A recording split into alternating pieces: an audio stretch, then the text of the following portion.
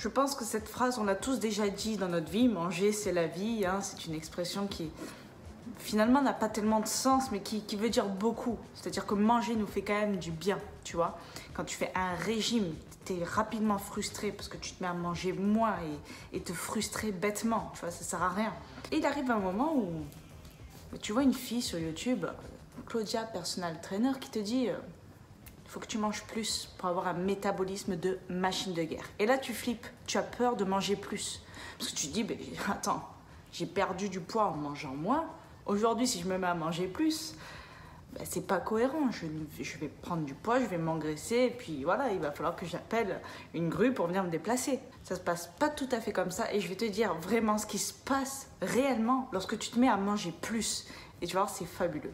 Fabuleux. Je remarque de plus en plus que manger plus est devenu une hantise pour beaucoup de personnes et généralement des personnes qui ont subi un régime, qui ont subi une perte de poids et qui se disent non, je suis condamnée finalement à manger moins maintenant, j'ai endommagé mon métabolisme, c'est mort. Je te rappelle que le métabolisme va s'adapter, que c'est une machine extraordinaire, qu'il ne faut pas la délaisser au prix de ta santé. Alors bien évidemment, si tu as fait un régime hyper restrictif, que tu es descendu en dessous des 1500 calories, que tu es à 1200 calories, à 1000 calories, peu importe que tu aies un apport calorique qui est beaucoup trop faible, cela va de soi, n'augmente pas du jour au lendemain à 2000, 2200 calories ou plus. Là, tu auras des effets néfastes et tu vas vite te remettre à manger moins croyant que tu es condamné.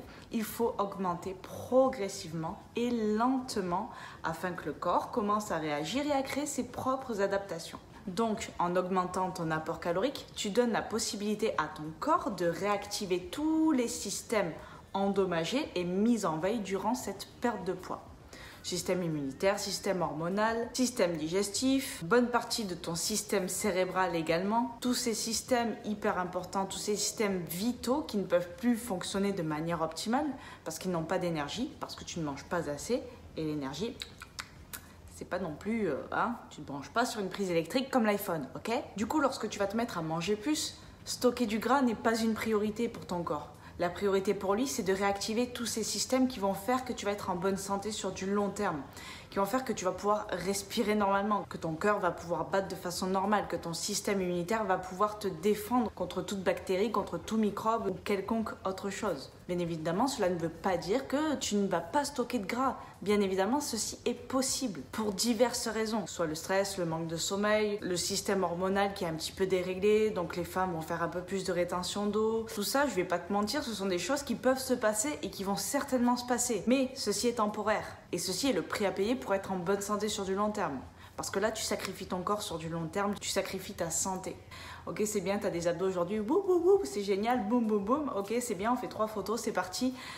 Et dans 10 ans, on en parle de ta santé. Ok, j'ai pris l'exemple des abdos parce que c'est l'exemple type. Beaucoup de personnes qui ont les abdos apparents toute l'année en ayant un taux de masse grasse qui soit un taux de masse grasse de santé. Ce qui est mon cas, je peux prendre un peu plus de gras et au niveau des abdos, ils seront toujours apparents. En revanche, en dessous les fesses, la culotte de cheval, etc., c'est une autre histoire.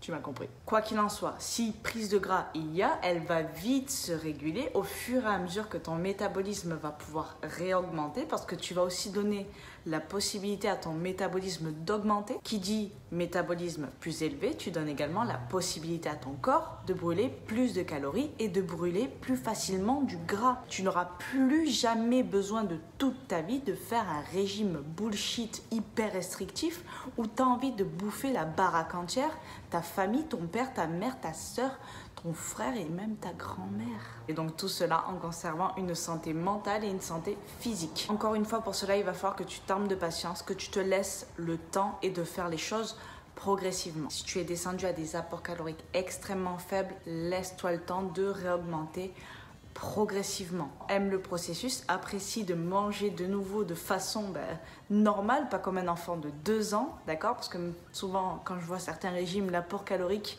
est en dessous d'un apport calorique d'un enfant de 2 ans, tu vois.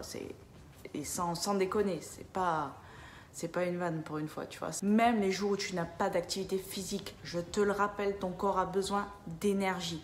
On n'est jamais condamné à manger moins. D'ailleurs, tu le sais, au bout d'un moment, il y a la limite critique d'énergie qui fait que tu ne brûleras, quoi qu'il en soit, plus de gras. Et au contraire, ton corps va en stocker plus facilement parce que celui-ci sera plus que dans un état de survie, parce que l'état de survie arrive beaucoup plus rapidement qu'on le pense, surtout quand on fait un régime. Dès qu'on se met en déficit, on commence à avoir du stress, qui est normal, hein, ça fait partie d'une perte de gras. Et lorsque ceci est prolongé, lorsque l'apport calorique devient de plus en plus faible, au bout d'un moment, on va passer l'arme à gauche. Clairement. Donc voilà, si t'es venu l'idée de manger plus, eh ben je te félicite car c'est une très bonne idée, tu vas en tirer que des bénéfices. Bien évidemment, toujours miser sur la qualité de ton alimentation en majorité.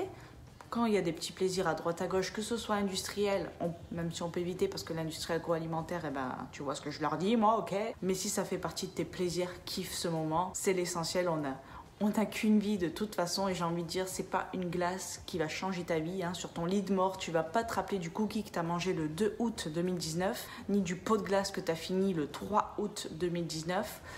Non, tu te souviendras pas de ça. Tu vas te souvenir de ce que tu as fait la majorité de ta vie et ce qui fait qu'aujourd'hui, tu es sur ton lit de mort et tu as sans doute proche, voire 100 ans. Ouais, je prends le pari.